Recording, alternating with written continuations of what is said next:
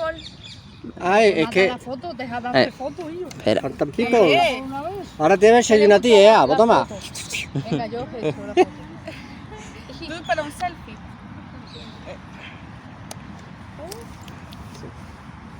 Venga, no. Ah, sí, vale, ya entiendo. No. ¿Salimos todos? Mi ceja sale, o sea, se nota que sigue. Ahora sí. Venga, ya está. ¡Ostras! Aquí salgo yo. Venga. Tú hacer una taza al nazarío. Ya. Pero no tengo Bueno. Bueno, Vamos a comenzar, si no se nos hace tarde. hemos comido todos una. Yo comí una, ella otra. Gracias, A la próxima vez. No, yo sabía Vamos que a iba a comer. venir tan preparado. Ya. Hecho 21, ¿no?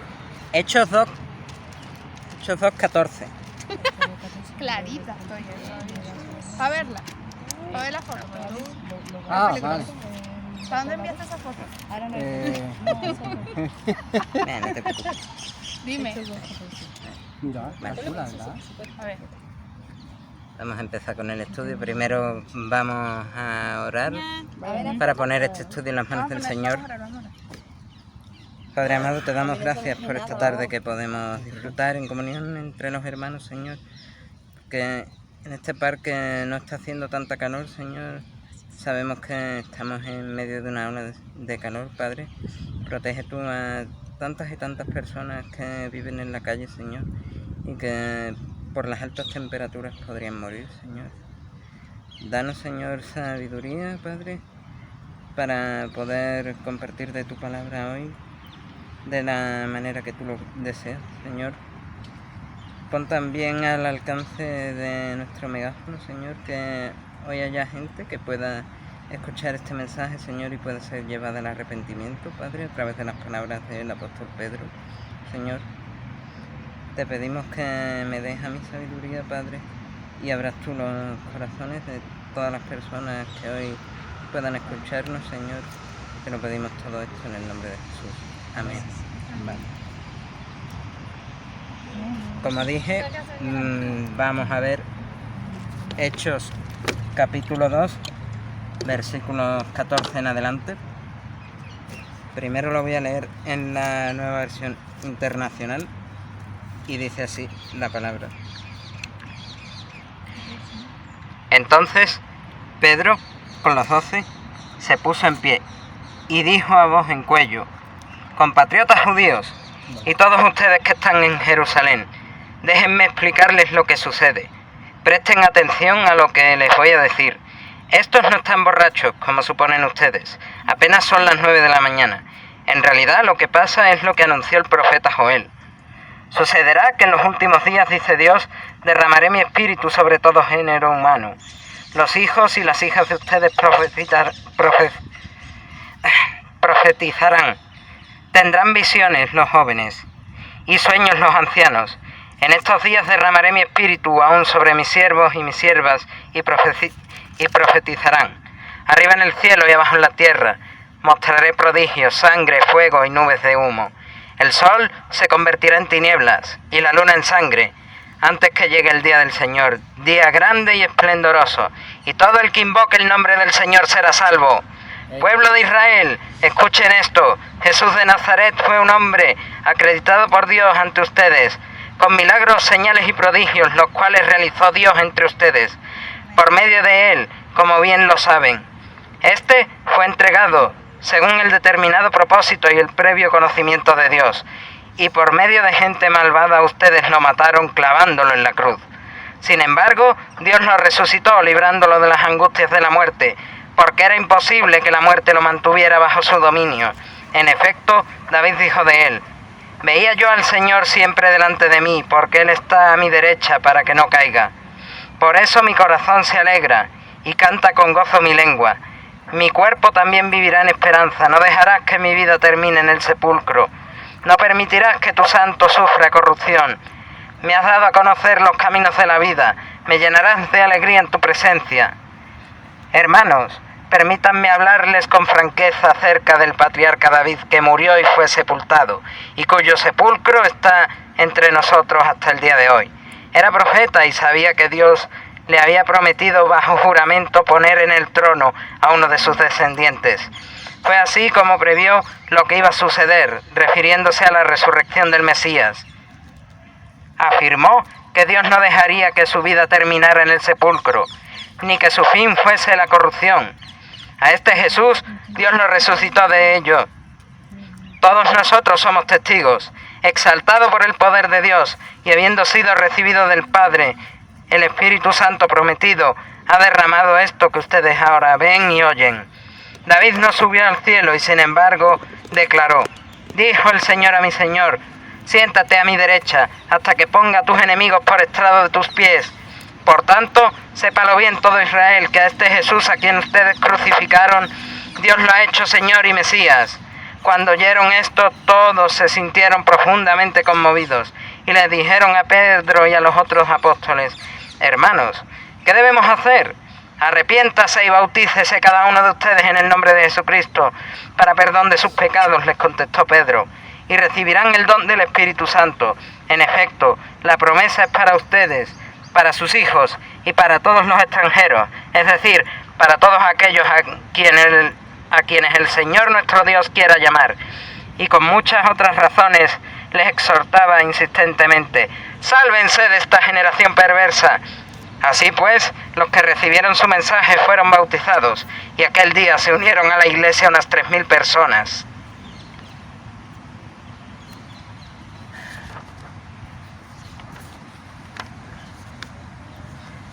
Vamos a iniciar una serie de predicaciones que he titulado La Predicación Apostólica. En ella veremos 9 pasajes de predicación de los apóstoles en el libro de los Hechos de los Apóstoles, que tienen un carácter meramente evangelístico, y nos mostrará qué decían los primeros cristianos acerca de Jesús y de la fe que ellos tenían, la cual difería sustancialmente de la fe judía. Para introducir este primer pasaje en el libro de los Hechos, irremediablemente tenemos que echar un vistazo atrás en la historia bíblica, para ver el contexto de la fe cristiana del siglo I. Comenzaríamos sin ningún atisbo de duda en el capítulo 28 de Mateo. Tras la resurrección, Cristo llevó a sus discípulos a un monte en la región de Galilea, donde el Señor que había resucitado les había ordenado ir.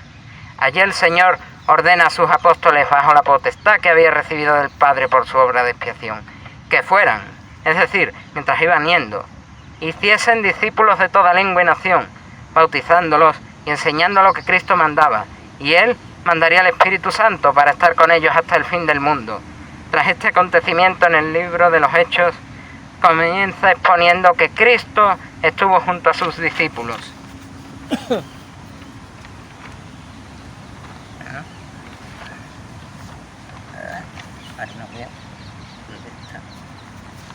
Junto a sus discípulos, por tiempo de 40 días, hablándoles del reino de Dios. Él, justo antes de ascender al cielo, les dice a los apóstoles que se mantuvieran en Jerusalén, esperando la promesa de Dios de traer al Espíritu Santo, el cual, como dice el versículo 8 del capítulo 1, les daría poder para que fuesen testigos en Jerusalén, en toda Judea, en Samaria y hasta lo último de la tierra. Es en este contexto que llega la fiesta del Pentecostés, y vemos desde el versículo 1 la historia de este primer discurso. Todos los discípulos estaban unánimes juntos, como Cristo les dijo, y tras un estruendo como de viento recio que inundó la estancia de la casa en la que estaban, les aparecieron lenguas como de fuego sobre sus cabezas, y fueron llenos del Espíritu Santo, y comenzaron a hablar en lenguas. A lo que afuera de la casa estaban reunidas personas de todas las naciones, que escucharon hablar a estos discípulos en sus propias lenguas, a lo que algunos estaban sorprendidos, mientras otros se burlaban, diciendo que estos galileos estaban borrachos. Entonces es que justo después de esto Pedro da su primer discurso. Vemos en los versículos del 14 al 15 la respuesta de Pedro a estas acusaciones de algunas de las personas de la multitud, cuando dice: varones judíos y todos los que habitáis en Jerusalén, esto os sea notorio y oís mis palabras, porque estos no están ebrios como vosotros suponéis, puesto que es la hora tercera del día. ¿Qué es lo que Pedro quiere decir con esto? Veamos poco a poco lo que esto significa. Pedro dice: varones judíos y todos los que habitáis en Jerusalén. Con estas palabras vemos a quién dirige su discurso, es decir, a judíos y extranjeros por igual.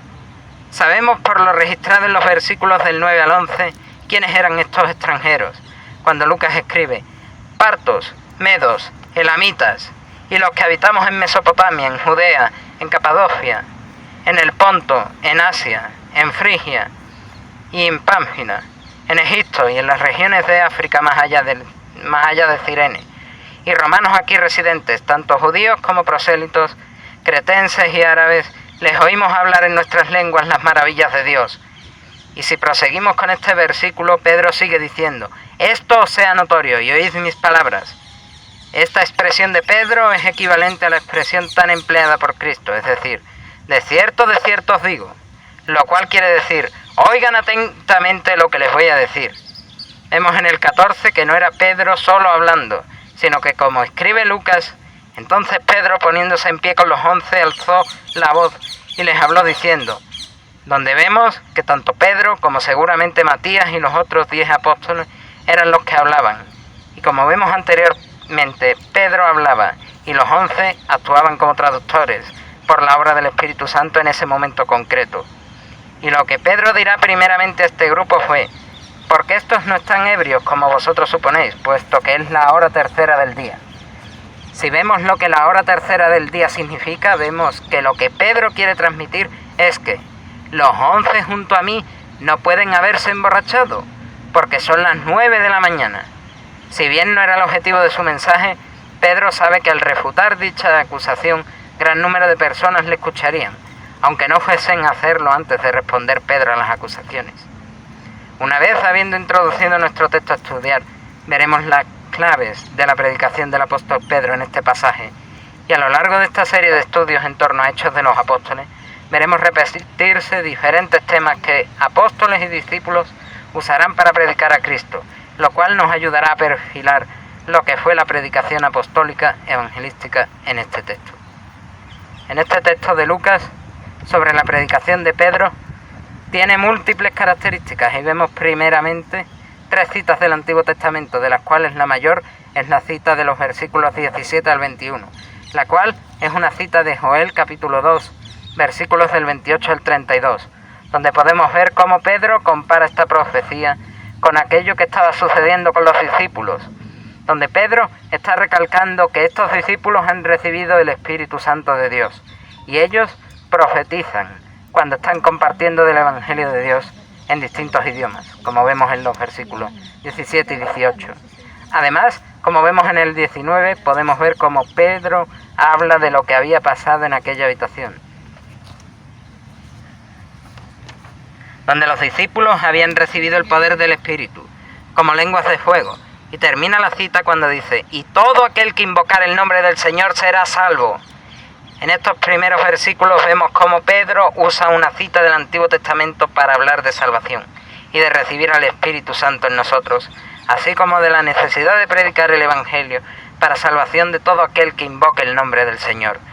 Vemos en los siguientes versículos cómo Pedro continuará predicando de Cristo y del Evangelio usando citas del rey David en los Salmos, y cómo su predicación toma tintes de confrontación con el pecado de los judíos para con Dios y de su propia libertad, en el caso de los judíos, y de soberanía por parte de Dios.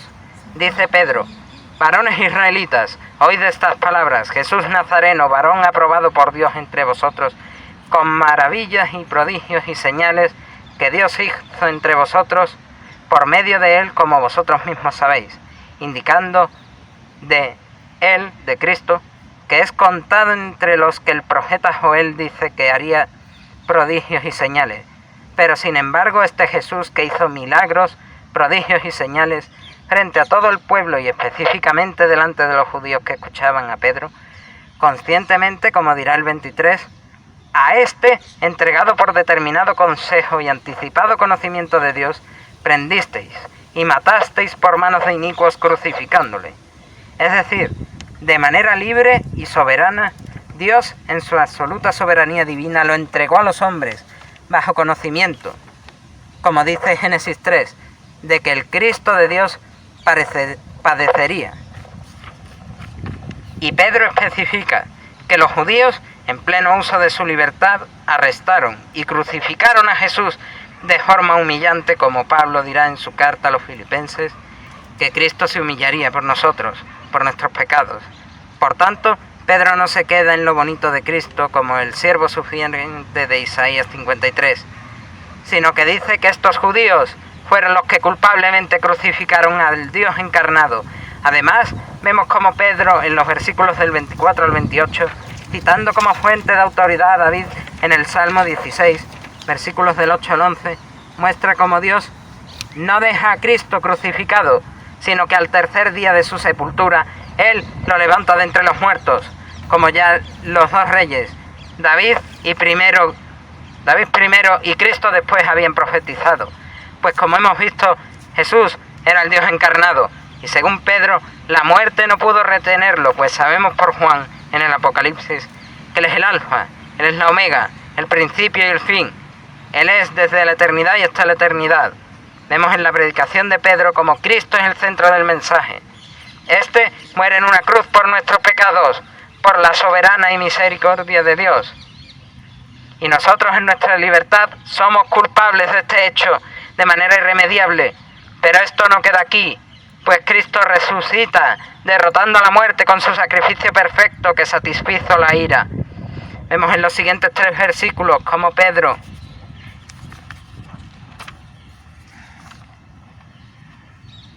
muestra la autoridad davídica del mensaje cuando él dice que la tumba de David era conocida en aquella época y también que como profeta de Dios él conocía la promesa del Padre de levantar a Cristo de su linaje en la carne para ocupar su lugar como rey. Un rey que aunque muriese en lo físico, su naturaleza espiritual como Dios encarnado no lo haría ser retenido por la muerte y que Él sería perfecto y sin pecado. Y en el 32 vemos que Pedro especifica que Cristo, el rey mesiánico del linaje de David, era Jesús, a quien los discípulos vieron todos resucitado por Dios de muerte. Añade el 33 que este Jesús fue exaltado por la diestra de Dios y que habiendo recibido la promesa del Espíritu Santo del Padre, es decir, por el sacrificio perfecto de Jesús, es que estos judíos y extranjeros podían ver la manifestación del Espíritu Santo de Dios en los apóstoles y discípulos allí reunidos. Y vuelve a decir que David en vida profetizó que Cristo se sentaría a la diestra de Dios en su trono real en el cielo. Y sintetiza Pedro al decir: sepa pues ciertísimamente toda la casa de Israel, que a este Jesús a quien vosotros crucificasteis, Dios le ha hecho Señor y Cristo, diciendo que Jesús Nazareno, a quien los judíos crucificaron, Dios lo hizo Señor y Cristo, es decir, Él es el rey mesiánico del que hablan las escrituras hebreas. En los versículos del 37 hasta el 41 veremos la reacción de los oyentes al mensaje de Pedro. Lucas nos explica que aquella audiencia de Pedro, por el hecho de haber prestado atención a las palabras de los apóstoles y discípulos, se entristecieron profundamente en su corazón, lo cual en el original griego implica que fueron entristecidos desde lo más profundo de sus entrañas a causa de sus hechos en contra de Cristo Jesús, que llevaron a la muerte del Mesías. Adicionalmente, estos oyentes preguntaron por lo que harían para erradicar su profundo sentimiento de tristeza y de culpabilidad, a lo que Pedro responde diciendo: arrepentíos y bautícese cada uno de vosotros en el nombre de Jesucristo para perdón de los pecados, y recibiréis el don del Espíritu Santo, mostrando de nuevo que la salvación y perdón de pecados viene dado por 2 palabras: arrepentimiento y fe. El bautismo del cual habla Pedro sería para los primeros cristianos un testimonio público de la fe puesta en Jesús, el Salvador, por lo cual llena al cristiano del Espíritu Santo de Dios. El verso 39 muestra cómo no solamente la salvación vino para Israel, sino que como Cristo sanó a la hija de la mujer sirofenicia en Marcos 7, así como al criado del centurión romano en Mateo capítulo 8. La salvación viene para cualquiera a quien Cristo en su divina soberanía elija. Él los predestina desde la fundación del mundo, haciendo absurdo el decir que Dios es injusto si elige quién se salva y quién no, puesto que ya todos desde Adán heredamos la condenación, como dice Pablo en Romanos 5. En el versículo 40 vemos cómo Pedro daba testimonio de su fe con distintos textos y les exhortaba diciendo que se salvasen de este mundo en desobediencia a Dios, como había dicho antes, mediante arrepentimiento y fe en la obra sacrificial de Cristo en la cruz. A lo que vemos que lo que pasó justo después es como 3.000 personas en ese día recibieron la palabra de Pedro y se bautizaron y fueron hechos discípulos al instante por la fe en el Evangelio. Vamos a ver de manera resumida las palabras de Pedro respecto a lo que Evangelio es. Los hombres son culpables de la sangre de Cristo, pero Dios sometió a Cristo a padecimiento por nuestras culpas y pecados. Como Cristo se entregó voluntariamente a la muerte, Dios lo resucitó de entre los muertos, porque Él era Dios y lo sentó a su diestra en el trono, para que todo aquel que en fe genuina invoque el nombre del Señor y se arrepienta sea salvo de todos sus pecados. Pero este arrepentimiento llevará a demostrar su fe, haciéndoles recibir al Espíritu Santo de Dios y bautizarse. Por tanto, para terminar, si evangelismo es contar el Evangelio a toda criatura, me gustaría llamarles a no callar de la fe que profesan y de lo que han visto y oído de las Escrituras y del mismo Señor Jesús. Y como el apóstol dirá en sus cartas, estad siempre preparados para presentar defensa con mansedumbre y reverencia ante todo el que os demande razón de la esperanza que hay en vosotros. Preparémonos para dar defensa de nuestra fe con calma y respeto por la verdad bíblica.